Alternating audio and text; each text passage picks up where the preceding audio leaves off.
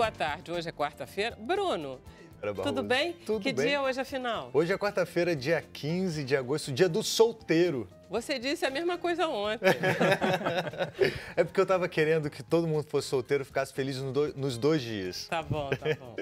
Então tá. Hoje, então, é quarta-feira e no Sem Censura de hoje nós vamos falar sobre segurança, vamos falar sobre teatro, vai ter música e vamos falar também sobre marcas e patentes. Os nossos convidados são Michele Ramos, que é pesquisadora do Instituto Igarapé, e ela vem nos falar sobre o aumento no registro de porte de armas no Brasil, e ela vem falar também sobre controle de armas. É impressionante, né? De 2015 para o draft. Assustador. Está parecendo um outro país. É um prazer em tê-la aqui. Nós estamos com Glauci Fragoso, que é atriz, palhaça e diretora teatral. Ela está em cartaz aqui no Rio com a peça Urbana, lá no Teatro Serrador, no centro. Ela vai ter que sair mais cedo? Você vai ter que sair mais cedo? Não, eu fico até o final e saio correndo. E aí sai correndo. Muito bom. Prazer em tê-la aqui. Adorei o espetáculo. Eu que agradeço. Estamos com Chico Teixeira, cantor, compositor, filho do Renato Teixeira. Violonista, ele está lançando Raízes Sertanejas ao vivo. É o seu 4º CD. Exatamente, um prazer, velho. É um prazer todo nosso. Estamos com Gabriel de Biasi, que é advogado, e ele é especialista em propriedade intelectual. E ele vai nos explicar como é que a gente pode proteger todas as nossas obras criativas, invenções, marcas, etc. É um prazer estar aqui com você. O prazer é nosso, Gabriel. Vai ser muito útil sua vinda. Assim eu espero. E Bruno Barros vai explicar para vocês como está o programa hoje. Então, Vera, boa tarde aos nossos convidados. Boa tarde especial para você que está aí do outro lado da telinha. Tava só esperando a hora de participar do Sem Censura. Opa, então chegou a hora.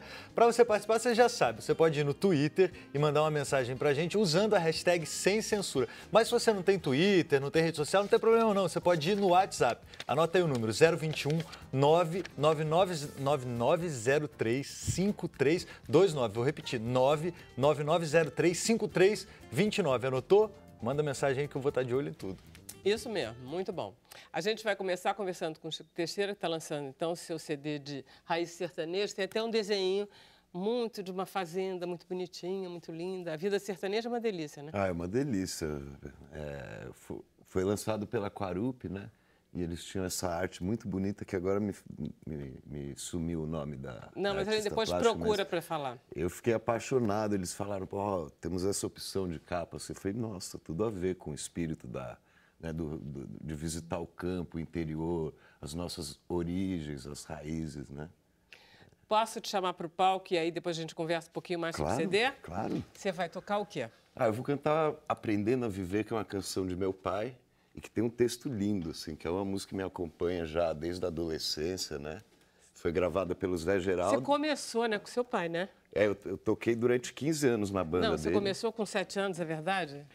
Tocando violão com 7 em casa, anos. né? Olha só isso. Depois, e aí, depois eu fui para a banda dele. com 15 anos você depois para trabalhar. 15 anos ao lado Olha dele. Só. E agora seguindo minha estrada, né? Muito lindo. Vamos lá. O gesto que agradece o dado,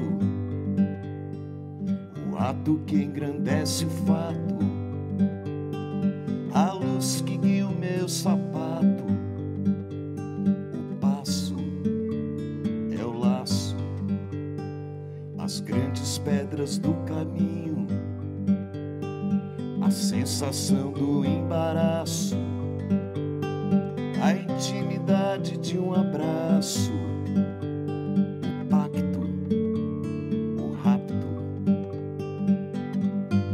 as coisas do mundo vão se traduzindo e o tempo é o vento que vai conduzindo e a gente navega os mares da vida aprendendo a viver.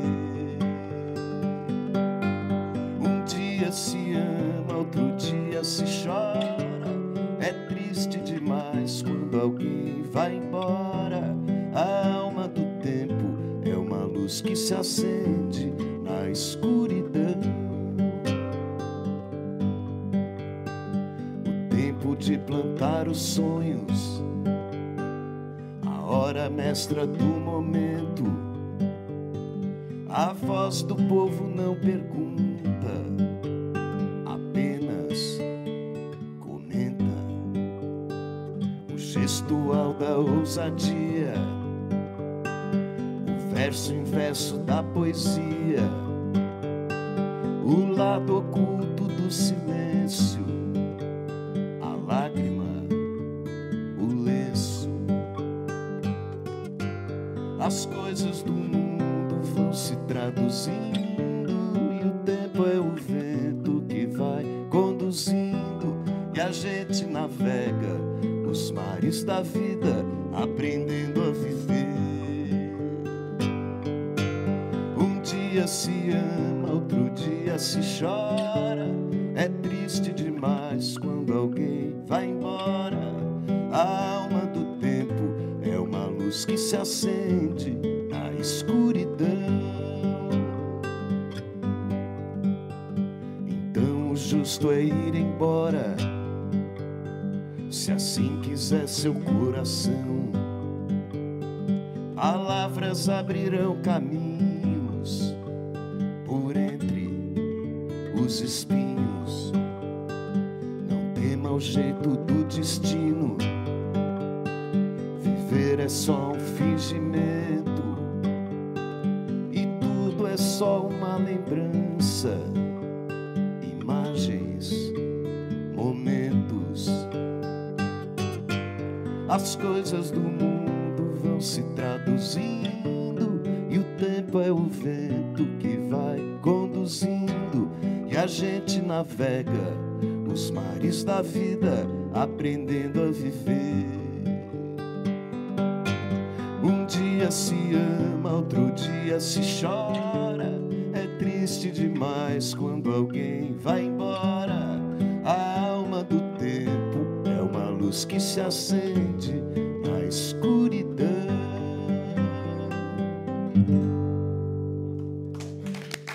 É lindo demais, não? É muito lindo. Muito bonito mesmo. Você sabe que eu estava ouvindo seu pai cantando Romaria. Vem pra cá. E tem uma... Você está falando que essa letra é linda, né? A letra dele é linda. E Romaria, senta aqui. O Romaria também tem um momento que ele diz assim, meu pai é peão, minha mãe solidão.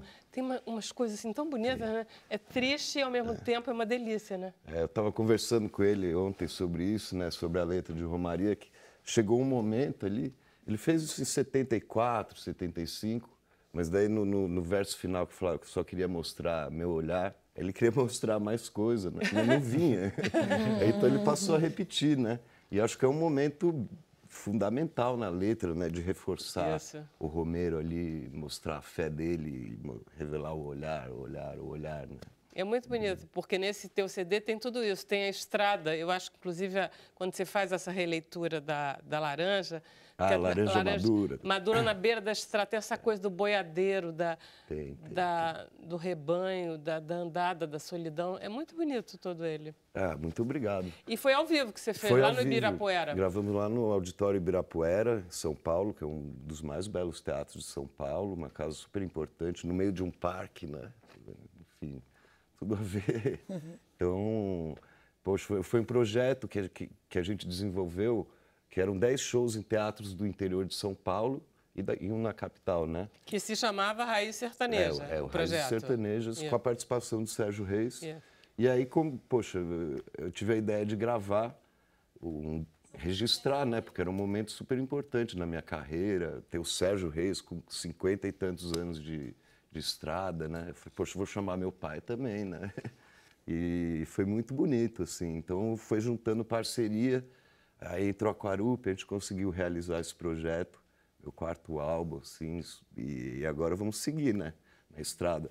O difícil mesmo, velho, foi escolher 10 músicas, né? Pois é, mas eu acho que você pode fazer Raiz Sertaneja 1, 2, 3, 4... Vamos esperar um pouquinho, daqui a pouco colho mais 10 músicas. Emílio Santiago não fez isso? Ele ficou 1, 2, tem 50. É uma delícia, porque você tem coisa, né? E eu fazer, gosto, né? O meu barato, assim, é cavocar coisa, descobrir história das músicas, descobrir autores e ver como ele vivia. Eu gosto de tirar as músicas, assim, porque a gente aprendendo a tocar música de outros autores, Você entende o raciocínio dele. Enfim. Musical, né? Isso eu, como compositor, também, isso é um alimento, né? Tem muita música tua também, não tem, no CD?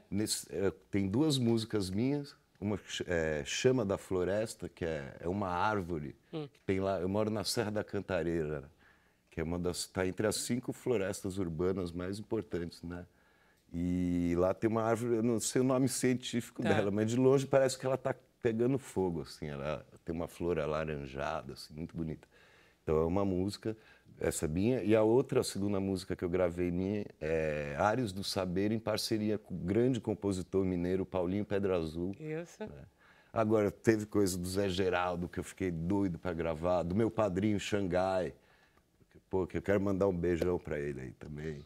Me diz uma coisa, você está fazendo algum show aqui por causa disso ou você só veio por causa do lançamento do CD mesmo? Eu vim por causa do lançamento mesmo, né? Em breve a gente veio se apresentar aqui. Pois é, porque você precisa fazer Porque o Rio de Janeiro gosta da tua música. Ó, eu estava vendo uma pesquisa ali, porque hoje a gente tem tudo, a gente vive numa era digital, né? Então você tem todos os argumentos ali, onde que funciona bem uma música, outra.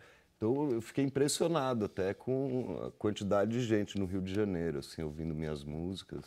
A Glauce, você é do interior de Santa Catarina? Sou É, do porque esse interior. teu sotaque, quando você fala com sotaque, aí a gente vê que é do interior mesmo.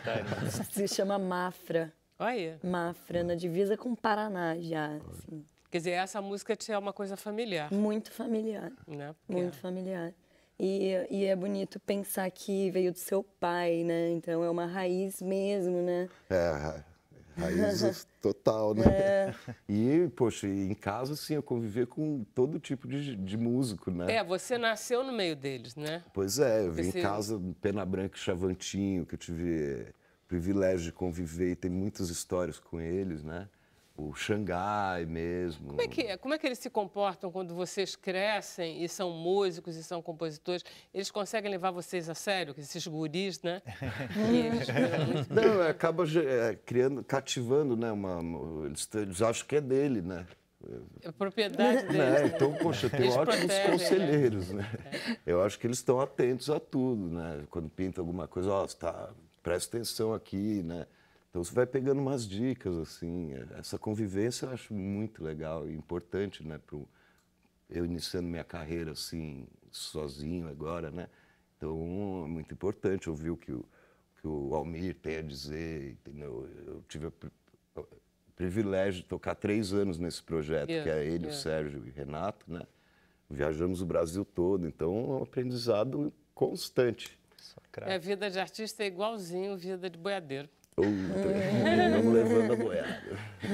Vamos fazer um intervalo, a gente volta já já.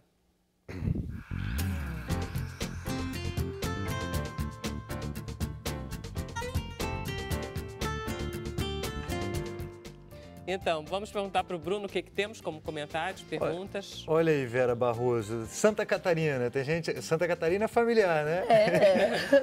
Cristiano Oliveira, de Corupá. Corupá é perto de Mafra? Corupá, não muito perto. Ele tá ligado aqui no Sem Censura. Que programa nota 10? Ganhamos um 10 da Helena, de Diadema, lá em São Paulo. Oba. Claudinho de Brasília pede pro Chico cantar no final do programa. Vai cantar, né? Ele vai cantar, Claro. ele vai cantar. E aí tem uma pergunta da Karina Mello, ela fala aqui tudo do sertanejo raiz, tudo mais, fala do boom do sertanejo universitário e quer saber o que você acha desse sertanejo universitário, desse boom do sertanejo no Brasil. Eu acho que tem vários booms, né? Tem boom para todo lado, né? Que bom, né? Eu acho que o boom é o reflexo da sociedade, daquele momento que a gente está vivendo, né? Óbvio que a música sertaneja começou lá, puxa, com as duplas, com Tonico Menino da Tinoco. Tonico Tonico Tinoco. Tinoco. Pô, grandes duplas, né? Daquele jeitinho, violão e viola, 2 vozes, super tradicional. Passou por uma evolução, né? Eu acho que Romaria, inclusive, deu uma carimbada ali, né? Com o preconceito Com todo. certeza. A Elis gritar pro Brasil todo, né? Com certeza. Sou caipira, pirapora. Lindo isso, né? Então, cara, eu acho que tem espaço para tudo, né? Tem sim. Tem hora Música que boa você- é música boa, né? Tem a música que te leva para casa e a música que te tira de casa, que te leva para festa, né? Então Eu gosto dessas músicas que contam histórias, né? Mas eu não vejo, poxa, eu vejo de uma forma muito saudável, assim. Ainda bem, né? Porque como a gente vai ter funk daqui a pouco... Vai do funk pro folk. Maravilha. Bom, funk tem até um pouco a ver com você, né, Michele? Vamos lá. Bom, o que está acontecendo nesse país que regulamentou um Estatuto do Desarmamento em 2004, não foi? Foi aprovado no final de 2003. Aí. E aí, de repente, em 2018, a gente está aumentando produção, aumentando compra, aumentando. De 1.000, a gente passou para 33 mil, é uma coisa assim? Enfim, quando a gente aí falando, né, sobre uma questão preocupante, que é o aumento do número de registros de armas de fogo no país, né? Que é um sinal de alerta importante para a gente entender como é que esse tema, né, que é um tema tão importante nesse ano, sobretudo, né, a gente está falando de eleições presidenciais, o Brasil, de fato, né, a gente passa por desafios importantes na área da segurança pública, né, e a gente tem um ano de eleições que é também uma janela de oportunidade para a gente reverter esse cenário. Então, o Brasil, que é o país líder em número absoluto de homicídios, no ano passado foram mais de 64 mil cerca de 64 mil mortes violentas no país. E nesse cenário, a gente vê, quando a gente pega os dados de registros de armas de fogo da Polícia Federal, em 2003, que é o ano de aprovação do Estatuto do Desarmamento, a gente tinha 22 mil registros. Esse número cai no ano seguinte para cerca de 5 mil registros e a gente fecha o ano passado com mais de 40 mil armas registradas em 2017, o que nos dá uma média de 5 armas de fogo registradas a cada hora, né? Por um lado, a gente pode entender esse aumento num cenário em que as pessoas estão preocupadas, as pessoas estão Vamos com nos entender, medo. só uma pergunta, Michele. Claro. Quem está registrando é todo mundo? Esses registros são na Polícia Federal, então são armas legais, que eu, por exemplo, cidadã, se eu quiser comprar uma arma de fogo, eu vou apresentar, tenho, né, os critérios para a compra de armas de fogo e essa arma ela vai ser registrada. Então, a gente está falando de um universo de armas registradas na Polícia Civil. Mercado formal. Formal, né? Hoje a gente tem aproximadamente 560 mil armas registradas na Polícia Civil. Desse total, 50% são de armas em posse de civis. Os outros 50% se divide tanto em Polícia Civil como em empresas de segurança privada. E Polícia Militar, Exército... Aí esse é outro registro. Outro setor. Na verdade, a gente tem dois grandes sistemas no Brasil. A gente tem o SINARME, que é o sistema da Polícia Federal, onde são registradas as armas civis, inclusive da Polícia Civil. E a gente tem o SIGMA, que é o sistema de controle do Exército. Então, lá estão registradas as armas das Forças Armadas, da Polícia Militar e também de algumas categorias. Colecionadores, atiradores desportivos e caçadores têm as armas registradas nesse sistema. Entendi. Então, voltamos aos números, que a gente está ligado aos números do registro civil. Só. Do registro civil. Então, esse aumento ele é preocupante porque ele pode ser um sinal de que a população está entendendo essa como uma alternativa de política de segurança pública, né? E aí isso vai na contramão quando a gente olha evidências tanto no Brasil quanto do mundo, mundo afora, de que o aumento das armas em circulação, ele leva a um aumento dos crimes violentos, né? Sobretudo, enfim, a gente está falando de um país onde mais de 70% dos homicídios são cometidos por armas de fogo. Então, quando a gente é compreensível, porque é isso, a gente é um país, né, onde, enfim, as pessoas estão com medo, líder no número absoluto de homicídios. A gente fez uma pesquisa no ano passado em parceria com o Fórum Brasileiro de Segurança Pública e mais de 50 milhões de brasileiros tiveram um parente próximo, um conhecido assassinados. Então, nesse cenário, por um lado, a gente entende esse aumento. Por outro, ele é muito preocupante, mais uma vez, porque ele vai na contramão do que mostram todas as evidências de que mais armas em circulação não nos fará um país mais seguro, né? Então, é importante a gente reforçar essa mensagem, ainda mais num ano de eleição, né, onde a gente precisa exigir dos nossos candidatos, né, propostas para a área de segurança pública que não sejam uma terceirização, né? Porque, obviamente, para uma população que quer uma solução imediata, é muito fácil cair nessa falácia de, então, vamos armar a população para assegurar a integridade, né? Michele, você é especialista em segurança pública, você estuda, se não me engano, como a educação pode reduzir índices de violência. Eu queria saber qual é a sua análise em relação a esse aumento, a sua análise pessoal em relação a esse aumento de registro de arma de fogo. Se é a população civil se armando para se proteger. É essa a ideia? Essa é uma narrativa, assim, é difícil entender, né, individualmente, né, o que faz uma pessoa tomar a decisão, né, por comprar uma arma de fogo.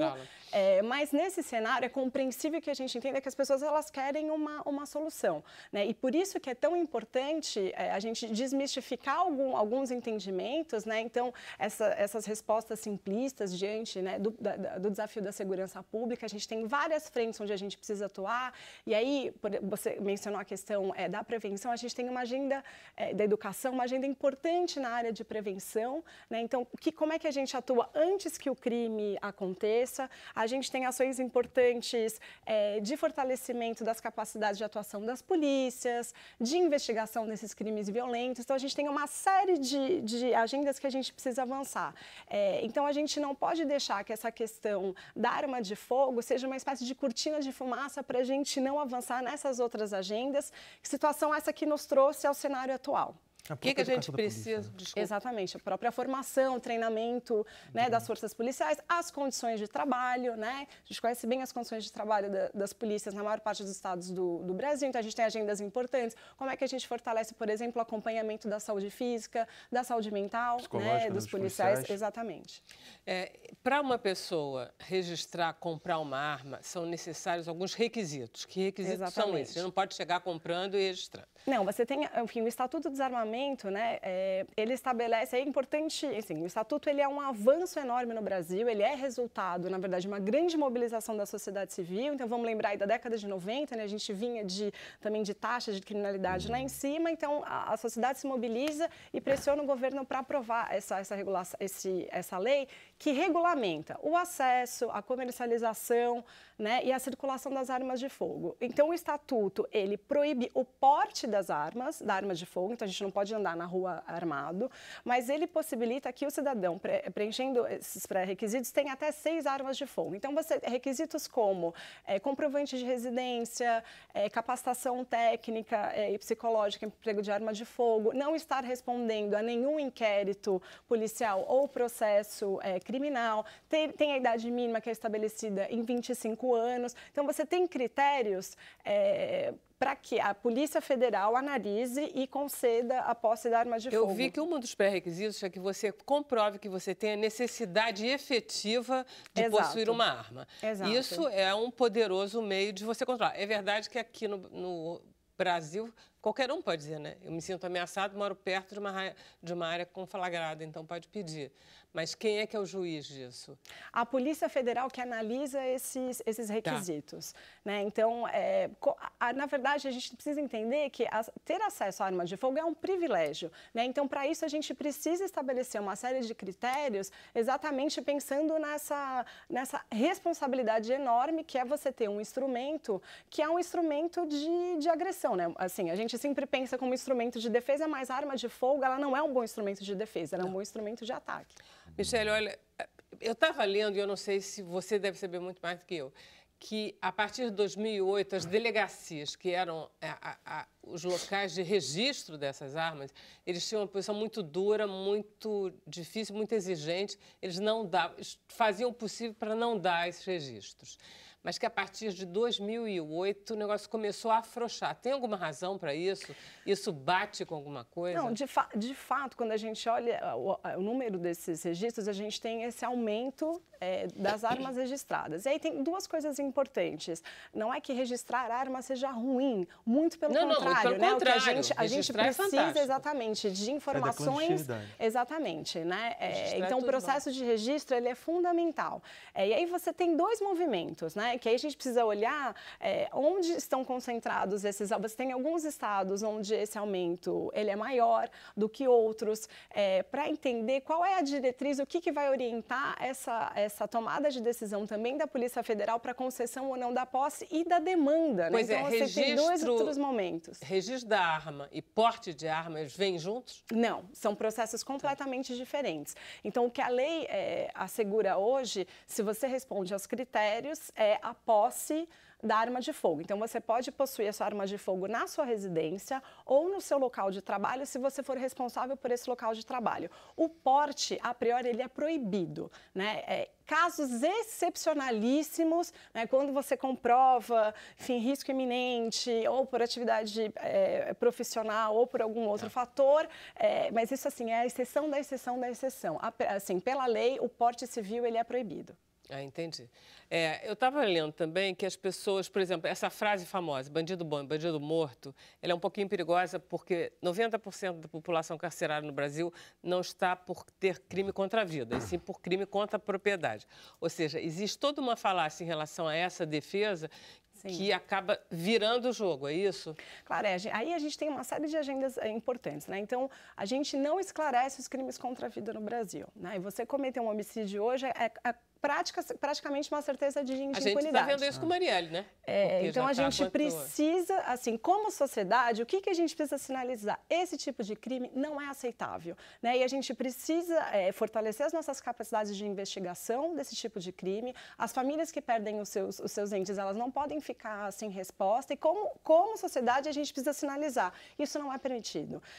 Tem uma outra questão associada à população prisional. 40% dos presos hoje são presos provisórios, eles nem foram julgados, né? Então, a gente tem aí a terceira maior população carcerária do mundo, né? Mas as pessoas que estão presas não são as pessoas que cometeram crimes violentos, sobretudo crimes contra a vida. Você acha que a situação deve piorar dentro dessa perspectiva de aumento de armas?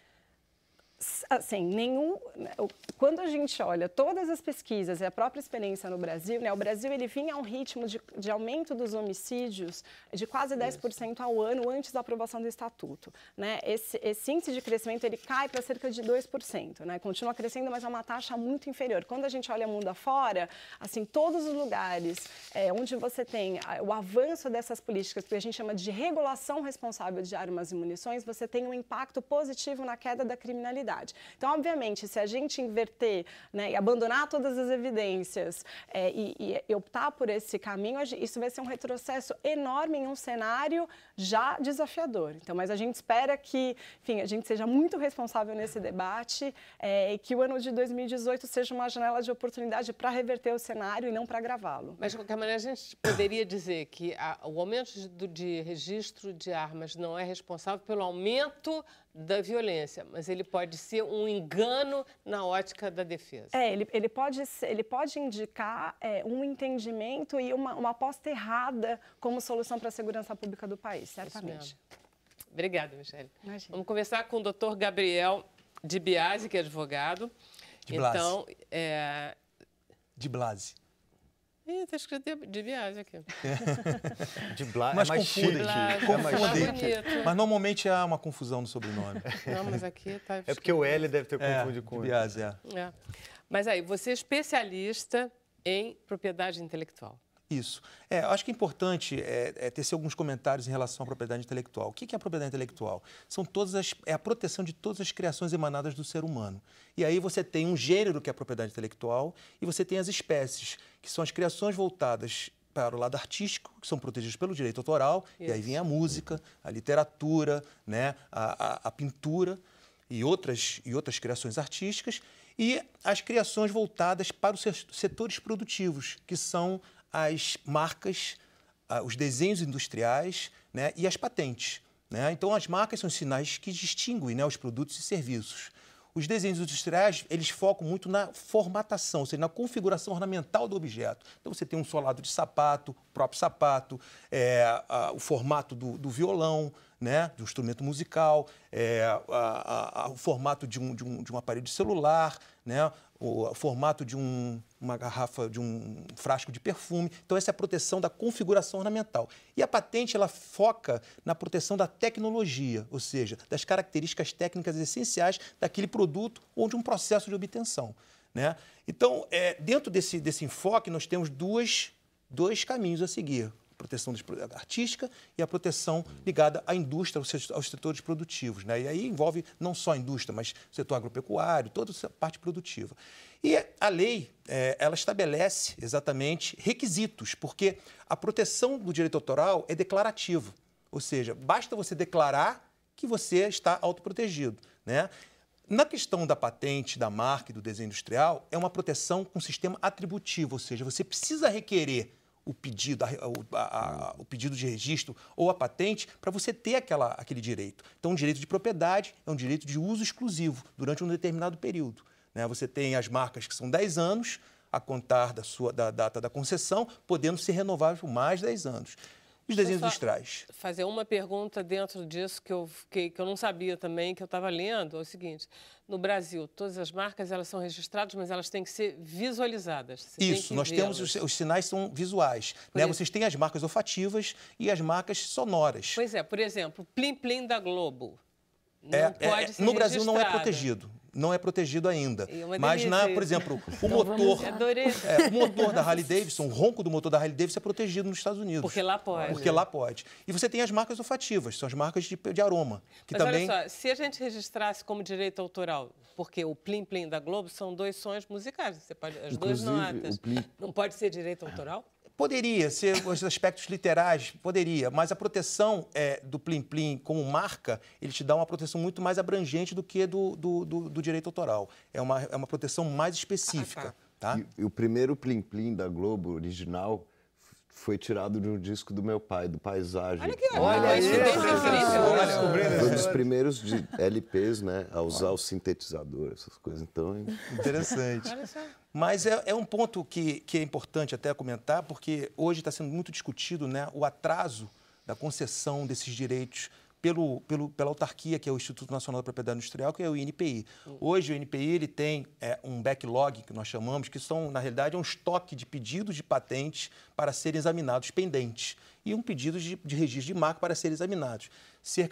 Patentes, são cerca de 240 mil pedidos de patentes para serem examinados. Então, um pedido de patente hoje na área de telecomunicações, né, você leva mais ou menos uns 14 anos para conceder uma patente. É impossível. É impossível. Isso gera insegurança jurídica, isso gera um desestímulo ao investimento, né, das empresas, porque a propriedade intelectual ela está ligada diretamente à segurança jurídica. Ou seja, eu vou explorar, eu preciso ter uma segurança jurídica. Claro. Se eu não tenho essa segurança, como é que eu vou investir naquela tecnologia no país? Vou ser copiado e, enfim, vai gerar aí E o problema caos. O que é? Não sei, o INPI, o problema exatamente a origem do problema.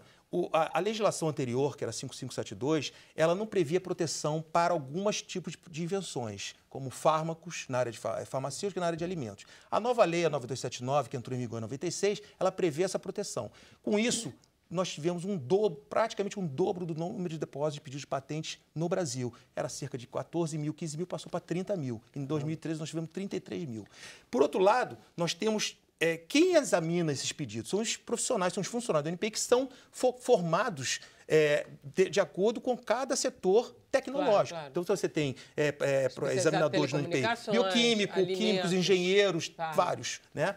Na época, o INPI chegou a ter quase 500 examinadores. E com o desaparelhamento da instituição, com o descaso feito pela propriedade intelectual no Brasil ao longo de vários anos, vários examinadores foram se aposentando, foram ficando idosos e se aposentando e outros desistindo, porque é uma carreira que exige um grau de admissão nos concursos muito alto, porque você tem que ter pós-graduação naquela área técnica, né, doutorado, mestrado, e depois você ser treinado, capacitado na área de PI, e ao mesmo tempo a remuneração não é compatível com esse grau de exigência. Então as pessoas às vezes desistem. Então houve uma redução drástica do número de examinadores. Havendo essa redução, nós tivemos ali um funil, um gargalo, ou seja, o número cresceu de pedidos, diminuiu o número de examinadores, que você teve o quê? Uma redução no número de exames de pedido de patente. Eu estava lendo também que qualquer pessoa que queira requerer uma patente, registrar ela tem que entrar em contato com algum escritório que saiba fazer isso, porque ela sozinha não vai conseguir, parece que é bastante complicado. Eu me pergunto se não era melhor a gente registrar no Uruguai, então, ou nos Estados Unidos, entendeu? Não, o que acontece é o seguinte... A gente pode fazer isso?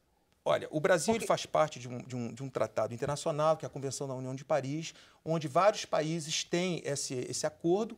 E se você tem interesse em proteger a sua tecnologia, por exemplo, nos Estados Unidos, você pode depositar a patente lá e você tem um prazo para reivindicar a prioridade em todos os países membros da Convenção. Eu suponho que seja mais rápido em outros países do que aqui. Sim, nos Estados Unidos hoje nós temos cerca de 320, 330 examinadores no NPI. Nos Estados Unidos, no SPTO, Deve ter 3 mil. 8 mil. Mas, por outro lado, lá eles depositam cerca de 600 mil pedidos de patentes por ano. Aqui nós depositamos cerca de 30 mil. Se você ver a proporção, é muito próxima. Em termos de, se você dividir o número de patentes por examinador, é muito próximo. Só que os examinadores lá só fazem isso. Eles só examinam o pedido de patente. Os examinadores do NPI, eles não fazem só exame. Eles têm outras funções administrativas dentro do NPI. E isso acaba tomando o tempo deles também para o foco principal, que é o exame do pedido de patente. Né? Então, na Europa, são cerca de quase 4 mil examinadores e 300 e poucos mil pedidos depositados lá. No Japão, mais ou menos a mesma coisa. O que o NPI precisa ele precisa ter uma autonomia que eu digo financeira, administrativa, organizacional, né, para poder contratar e fazer toda a sua digestão. Porque hoje a arrecadação do NPI, eu diria que está entre 250 a 300 milhões de reais. Aqui ela vive... A arrecadação no Brasil, 300 milhões de reais por ano. Né? Ela já tem até já guardado num fundo 400 milhões. Só que essa arrecadação ela é controlada pelo Ministério da Indústria e Comércio. Vai para o Tesouro. Vai para o contingenciamento. Então, ela é uma parte reservada para as despesas do NPI, para as estruturas do NPI, e a maior parte ela vai ser desviada para o Ministério da Indústria e Comércio. Então, ele não tem autonomia. Existe um projeto de lei em Brasília, na Câmara dos Deputados, para que desse autonomia, para que dar autonomia ao NPI, para que ele possa exatamente controlar e gerir o seu próprio dinheiro para poder contratar. Porque o que acontece? Toda a contratação dos examinadores, ela é feita pelo governo federal. Ou seja, a aprovação, a abertura do concurso para os examinadores, treinamento, tudo isso depende da autorização do governo. É o mesmo setor que vai julgar, por exemplo, o Chico inventa uma coisa. Digamos que a Coca-Cola invente outra. É o mesmo processo? Os dois vão apelar ao INPI do mesmo jeito? Não. A invenção, ele dá entrada num pedido de depósito de patente. Ele vai ter uma vida dura. A Coca-Cola tem uma vida melhor. Não, os dois têm a mesma condição. É a mesma condição. Existe uma isonomia para todos os depósitos, não só Quer dizer, é ruim para todo mundo. É ruim para não só para os residentes, mas também para os não residentes. Ou seja, existe uma isonomia para todos os depositantes, independentemente se é estrangeiro, se é multinacional, se não é, o tratamento é igualitário. Inclusive, esse é um dos princípios da Convenção da União de Paris, é tratar todos da mesma maneira. Então, não existe essa diferenciação. Então, estamos mal na fita. Estamos mal na fita. Existe o quê? O NPI, por outro lado, ele internamente, como ele está engessado, né, porque ele depende dessas autorizações, ele tem feito várias medidas que nós chamamos de força-tarefa para diminuir esse backlog. Ano passado, ele conseguiu decidir 44 mil casos. Isso deu uma redução nesse backlog de 240 em 7,2%. Se ele seguir nesse ritmo, ele vai levar 15 anos para acabar com esse backlog, que não é o ideal. Então, o ideal é que se faça novas contratações, torne o NPI autônomo, né, em termos de ter autonomia para ele poder decidir sobre a sua condição, sobre a sua estrutura, sobre o seu... para ele poder esvaziar. Existem medidas, por exemplo, exames prioritários, né, patentes relacionadas com a área farmacêutica, doenças como dengue, AIDS, câncer, Zika, existe um exame prioritário que você consegue a patente em 2 anos. Tá. Outra área de tecnologia verde, a mesma coisa. Você pode acelerar o pedido de patente porque essas tecnologias estão prioritárias, são prioritárias dentro do INPI. Maravilha. Obrigado, Gabriel. Foi um primeiro approach. Vamos para o intervalo, a gente volta já.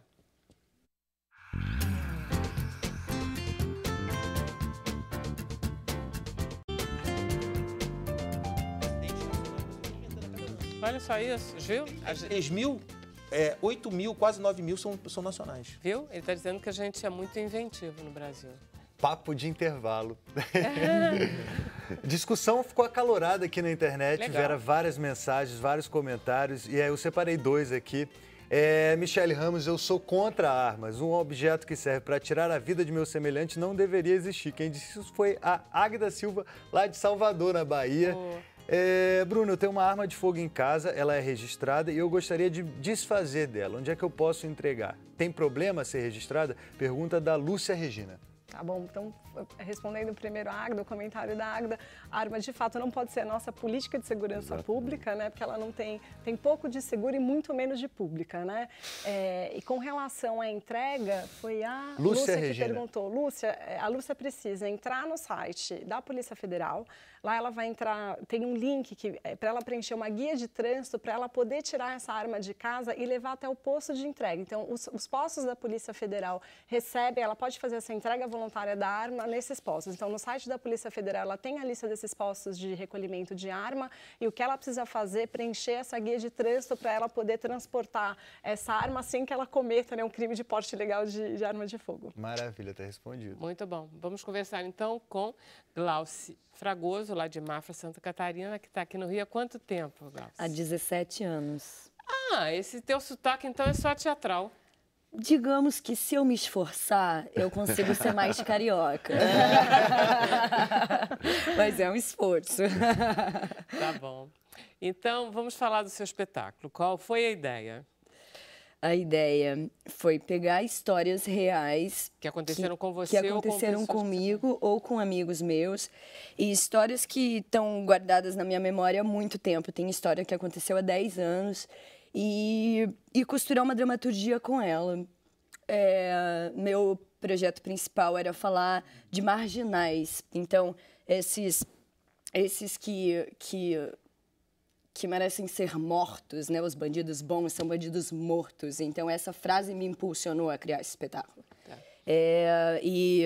E aí, a partir disso, eu identifiquei quem eram esses marginais que eu tinha encontrado na minha vida, na minha história, nesse percurso de Rio de Janeiro, porque foram todos aqui. Claro. E a partir disso, costurar essas histórias com um princípio de revelar o humano que tem por trás desse marginal, ou melhor, antes desse marginal, porque antes de ele se tornar um traficante, um ladrão, ele foi criança, ele mamou no seio, ele tem pai e tem mãe, como todo mundo.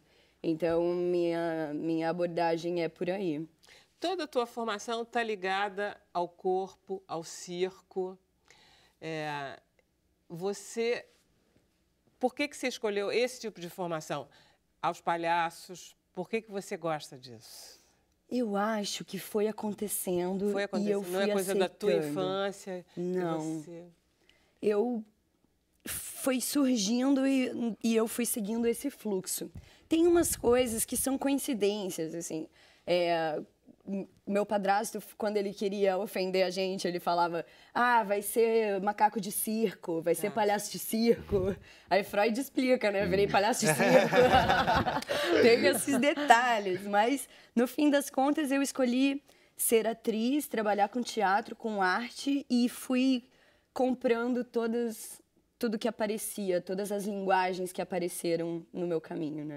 O espetáculo da Glauci, ele é uma delícia, ele dura 1 hora e ele tem vários momentos, todo mundo gosta muito, todo mundo ri muito, e olha que ela trata de assuntos sérios, bastante sérios, inclusive, mas todo mundo ri muito.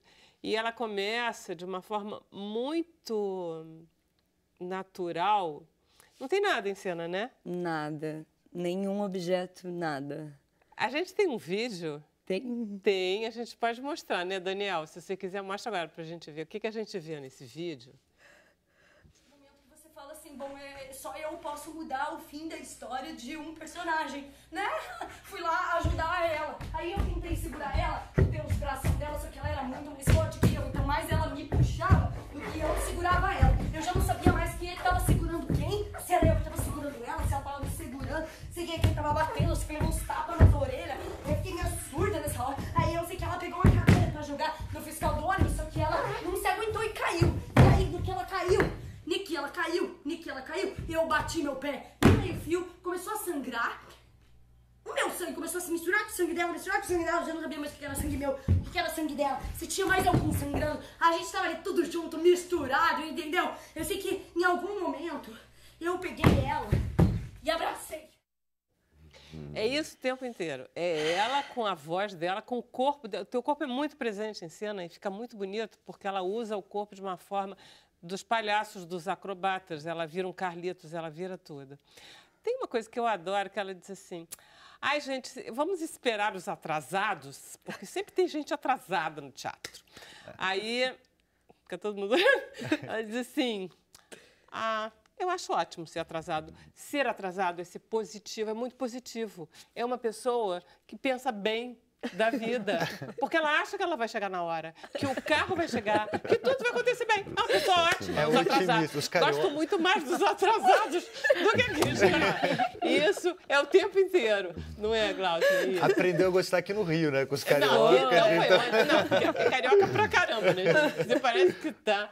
Conta um pouco a história do ponto de ônibus, porque eu adoro ponto de ônibus. A história do ponto de ônibus é maravilhosa e eu sou muito feliz que ela faz sucesso na peça. Muito sucesso, ela é muito boa. Eu tô cada vez aumentando mais, porque eu tô vendo que tá colando. É muito boa. Eu tinha a história real, né? Eu tinha sido assaltada na passarela do aeroporto Santos Dumont há 2 dias antes. Então, de fato, eu tava com muito medo. Eu tava no ponto de ônibus ali da Lapa, morava no Vidigal. E era o único ponto onde eu poderia pegar o ônibus. Então, eu tava com muito medo, já estava com dor, assim, tava agachada, porque eu acho que eu queria entrar dentro da terra. Você acha que vai ser assaltada a qualquer momento? Sim, provavelmente eu seria, porque era tarde, mas era o único horário que eu tinha, era a única possibilidade. A gente nunca sabe. Não, mas depois de um trauma, você fica... Não, aí você fica com medo, mas aí continua. E aí eu tava ali com muito medo e eu vi vindo uma pessoa. Acontece um pouco isso, você fica um pouco receoso de qualquer pessoa que se aproxima de você. E eu vi que ela me olhou, eu falei, putz, lá vai de novo, né? Assim, já era, eu fiquei ali, aí ela chegou... Quase dando, né? Já tava dando, né? Pega, leva, fazendo um mantra, não me assalta, não me assalta, não me assalta. E ela veio e perguntou pra mim, não fica aqui não, aqui é perigoso, você é uma presa muito fácil aqui, tá escuro, você é garota, sabe, qualquer um que passar aqui vai te assaltar. E ela era moradora de rua, ela falou, eu moro na maloca que tem aqui perto, os meus amigos, se te passar aqui, vão te assaltar porque é o trabalho deles, então... Sai daqui, sabe? E ela falava assim, são meus amigos, são legal, mas é o trabalho deles. E ela falava uma coisa que eu não botei na peça, mas que eu acho que eu ainda vou botar de novo, porque eu já tirei pra ficar menor o tempo, mas são coisas que são preciosas. Ela falava assim, quando ela viu que eu tava talvez desconfiada dela também, ela falou, eu não roubo não, eu não roubo, eu peço. Se a pessoa tem, ela dá. E se ela não tem, ela não dá. É muito simples. E aquilo assim, eu falei, é verdade, né? E porque tem essas outras pessoas, tem as pessoas que roubam, e tem as pessoas que pedem. E essas pessoas, elas não, muitas vezes são tratadas como as que roubam, né? Aí, em suma, ela fica lá esperando o ônibus e o ônibus, finalmente o ônibus aparece. Isso, o ônibus aparece e aí eu começo, ela chamava pra mim e o ônibus começou a não parar, ela viu que o ônibus não ia parar. E aqui no Rio é muito isso, né? O transporte público, a mobilidade urbana... Você se joga na frente do ônibus. Para, pelo amor de Deus, fala com o motorista, sem faz pirueta, né? Pra ele parar. E aí ele ainda passa direto e vai parar lá no meio da rua. Então, a pessoa quase atropelada pra conseguir pegar o ônibus. Aí você diz aquela frase linda, dá pra final, que eu gosto. Pode falar. Nessa cidade, ônibus não se pega, ônibus se conquista. E ela conquistou. Muito bom. Gente, é isso o tempo inteiro. E tem uma coisa que eu adorei, porque tem uma conversa minha com o Bruno, que você, quando repete a conversa, literalmente minha com o Bruno, eu não acreditava. Eu digo, não, o Bruno tinha que estar aqui. Porque o Bruno disse assim, eu digo assim, Bruno, você não fica com medo de andar sozinho? Porque a gente sai, a gente vai... Assim, Vera, sabe, tem um método muito legal, que você se finge louco. Você se faz de louca também? Não, eu dou ela esse põe conselho. na peça. Tem na peça. Isso. Eu sempre me faço de louco. Eu passo uma praça assim à noite sozinho. Falando sozinho. Eu faço um corpo de louco, uma coisa. Aí dá uma paz assim, eu falo, não vou ser assaltado, porque com louco ninguém mexe. Não mexe. É verdade isso. Uma vez andando com uns amigos meus. Então você passa correndo, né? Não, eu fingi que não vi. Correndo também é bom. Eu segui andando. Aí os meninos lá, da carteira, não sei o quê. Ô, você aí. Aí eu virei assim e falei, não, pode ir, vai embora. Cabeludo, assim. Mas vamos lá. Em que teatro, hora, tudo direitinho? Teatro Serrador, na rua Senador Dantas, perto da Cinelândia. 1 minutinho, saiu do metrô. Perto da Cinelândia é uma dica. É uma dica para a pessoa saber que ela tá segura, que ela vai sair do metrô, já vai entrar no teatro, porque é Tem centro, um carro de né? polícia que fica ali. Tem ali, a área segura. E não, tá tranquilo. E isso, as terças e quartas, 7h30 da noite. Bom, esse é o serviço. A gente está lá quando? o mês de agosto inteiro. Então, todas as terças e quartas de agosto, a gente está lá.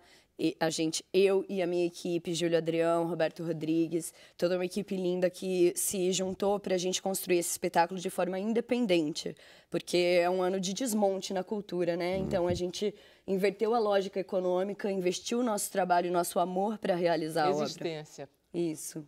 E está muito lindo e está fazendo o nosso sucesso. Todo mundo adora o espetáculo. Cheio de prêmio. Ela é comovente, é tudo de bom e ela está magnífica. Parabéns, Glaucia. Gratidão pela oportunidade, por potencializar o nosso trabalho. Volte sempre. Vamos terminar com música, então? Opa, Pode ser? Vamos pra lá. Então, beleza. Vai ser o quê? Eu vou cantar o Cuitelinho. Aí. Aí. Nara Leão aqui, lindo, espírito. linda. Gente, deixa eu só agradecer a presença de vocês. Muito obrigado por terem vindo. A gente volta amanhã, Bruno? Dia 16 de agosto. Olha que beleza, quinta-feira. Todo mundo sabe disso. Até amanhã, 5h30. Cheguei na beira do porto, onde as ondas se espalham. As garças dá meia volta e senta na beira da praia. E o Cuitelinho não gosta que o botão de rosa cai, ai, ai. Aí quando eu vim da minha terra, despedida parentaia, eu entrei no Mato Grosso e fui em terras paraguaias. Lá tinha revolução, enfrentei fortes batalhas. A tua saudade corta feito aço de navalha, e o coração fica aflito, bate uma e a outra falha, e os olhos se enchem d'água, que até a vista se atrapalha.